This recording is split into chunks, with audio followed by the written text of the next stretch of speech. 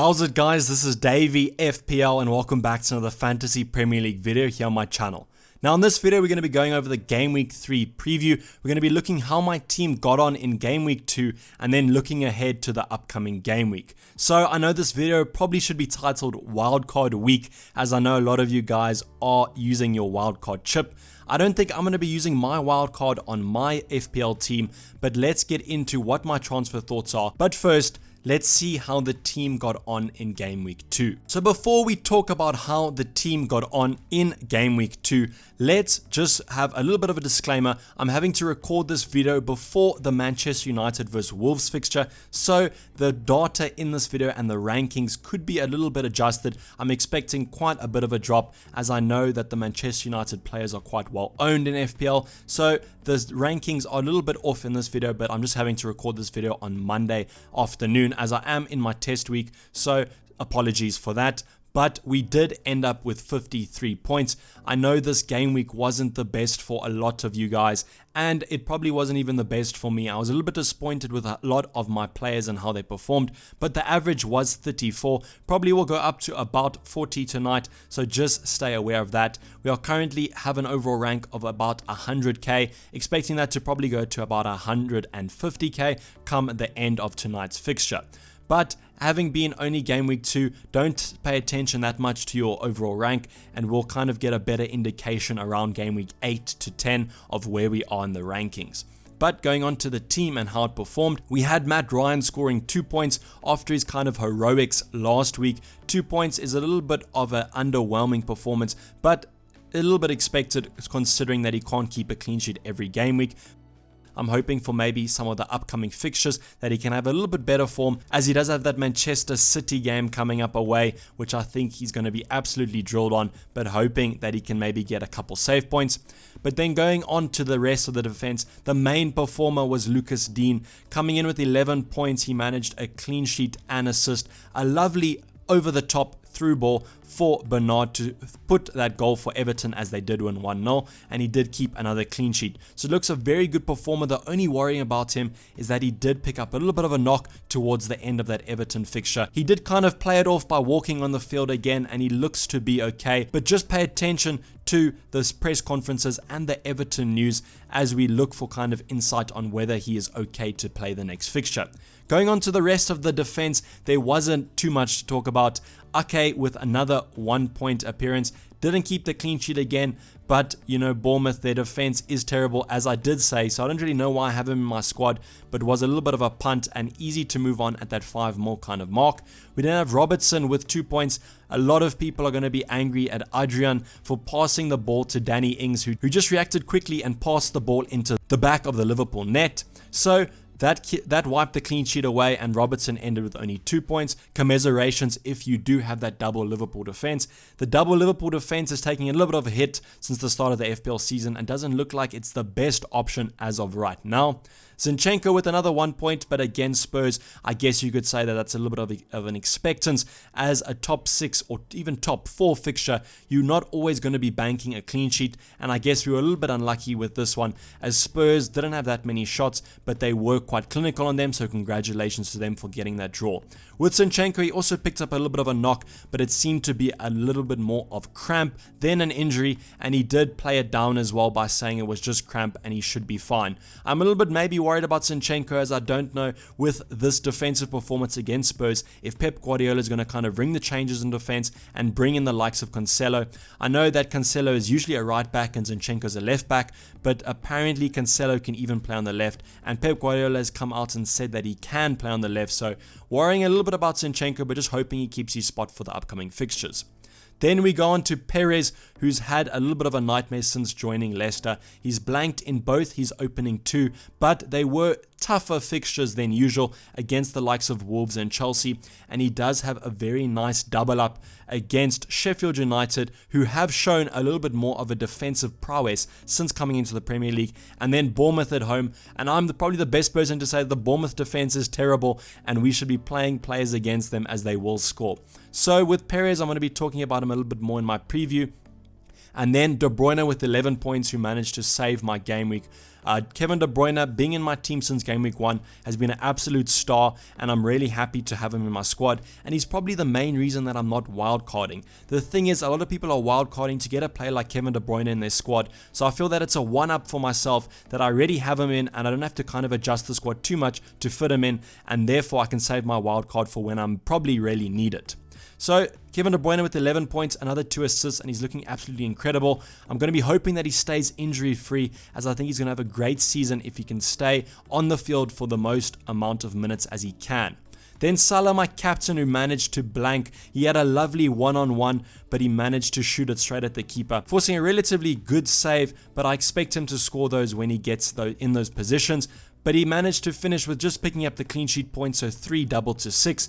Disappointed, but happy that the other captaincy option that I was considering, Sterling, didn't manage to go on a massive haul and only ended up with 6 points. Sterling with the goal against Spurs from a Kevin De Bruyne assist. I was kind of in FPL heaven when I saw that Sterling had scored with a KDB assist. So definitely looks a good option for captaincy in the upcoming game weeks, and I'm sure that Man City are going to be raring to go after having dropped points to Spurs.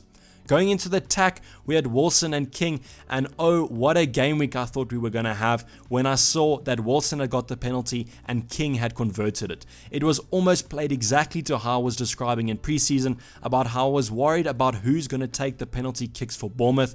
But I ended up with both of the players, so I don't have to worry about that. And that's exactly what happened. Wilson won it, but King took it. Puts us in a little bit of a tough spot, because having seen that, it looks like King is going to be set on penalties, with Wilson kind of maybe more favoring open goals and winning those penalties. So King comes in cheaper, so we might be looking at transferring one of these 2 players out, as they do have Man City. But I thought we were going to have a great game week after having seen them score so early on. But unfortunately, they didn't get any other returns, and they even missed out on bonus points come the end of that game against Aston Villa.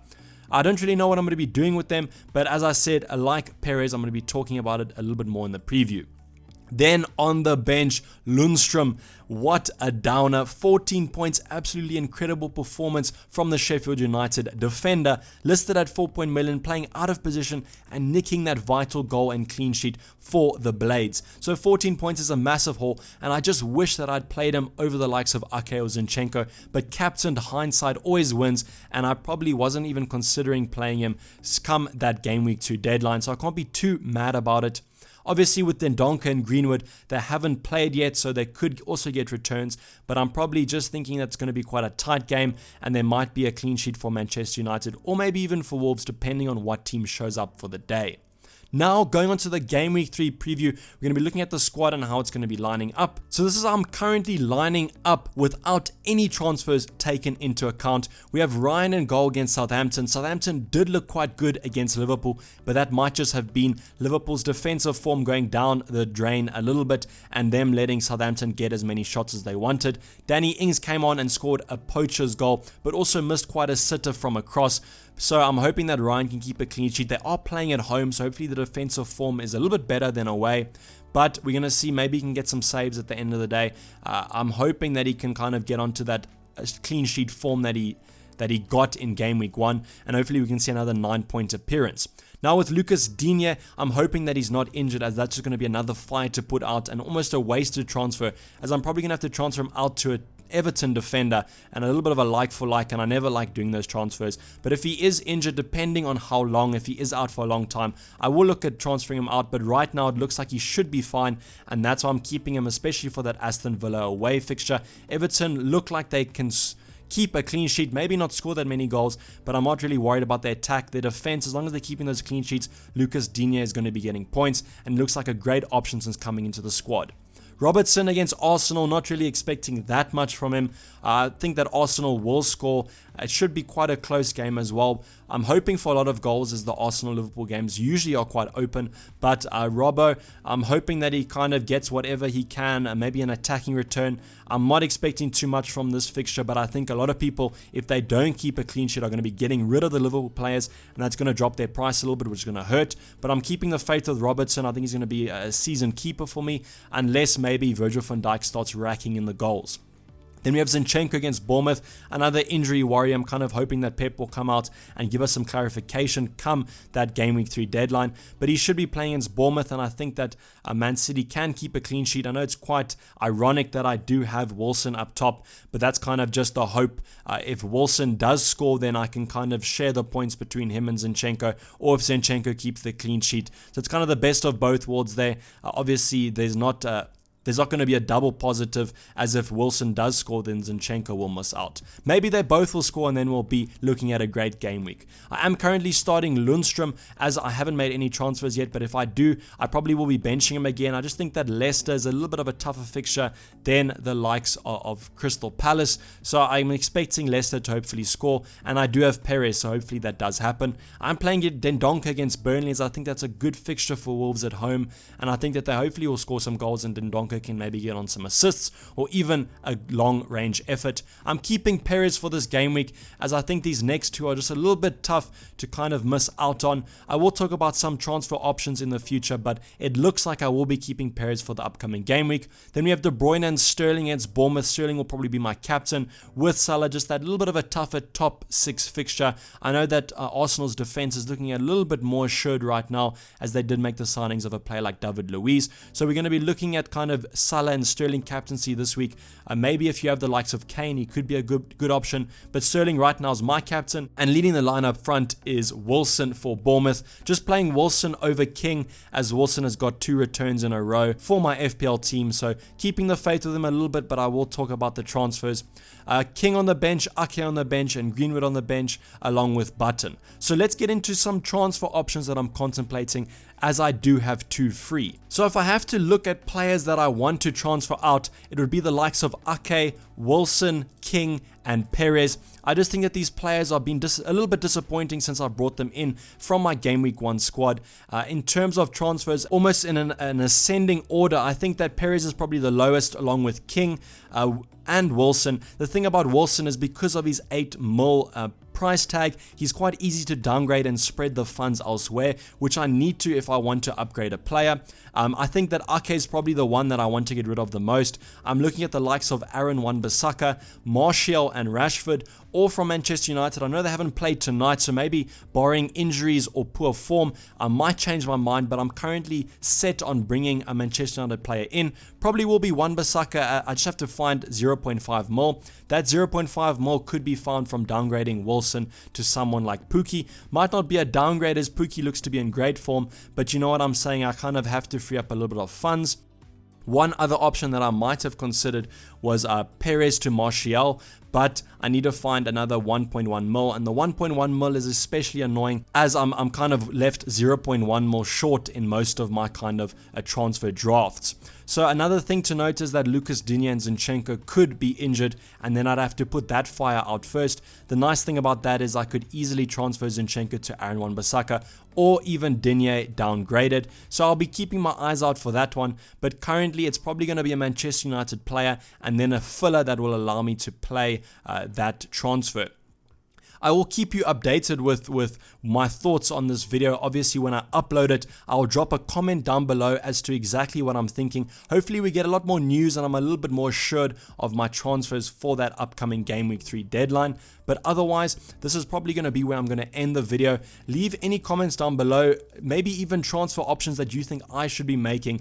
I know that you probably think that I have everything set out in my mind, but I usually don't. So I appreciate if you guys give me some suggestions. Otherwise, drop your comments down below. If I don't reply to them, there'll probably be another member of the community that will. So I hope you've enjoyed the video. I hope you like it if you did enjoy, and subscribe if you're new. And I'm hoping that Game Week 3 is going to be an absolute banger, especially if you're using your wildcard. I wish you the best of luck. If you have not watched my wildcard draft video, go and check it out. Hopefully I can give you some options for your wildcard team for the upcoming game week. But otherwise, I'm going to be signing off. This has been Dayvy FPL, and I'm out. Cheers. Bye.